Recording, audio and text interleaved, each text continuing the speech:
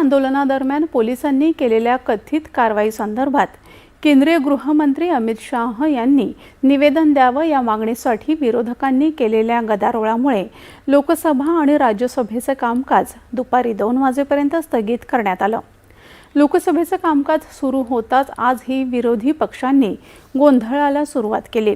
प्रश्नोत्तराचा तास सुरू ठेवण्यासाठी सदस्यांनी सहकार्य करावं असं आवाहन लोकसभेचे अध्यक्ष ओम बिर्ला यांनी विरोधी पक्षांना केले।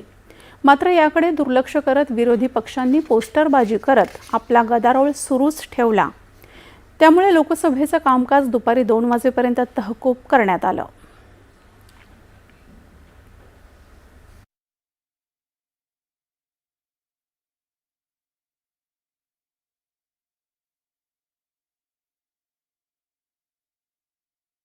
माननीय सदस्यगण, मैं आपसे आग्रह करता हूं कि प्रश्नकाल महत्वपूर्ण होता है और सभी सदस्यों को इसमें अवसर मिलना चाहिए। और आप से मेरा आग्रह है प्रश्नकाल चलाने में सहयोग करें। कई माननीय सदस्य मुझे सदन में आकर मिले हैं कि हमारे महत्वपूर्ण प्रश्न लगे हैं, हमें प्रश्न पूछने दिया जाए, और आप नियोजित तरीके से पोस्टरबाजी करके प्रदर्शन कर सदन की गरिमा को घटाना चाहते हैं। आप लोकतांत्रिक तरीके से चर्चा करें। सदन की कार्रवाई आज 2 बजे तक के लिए स्थगित की जाती है।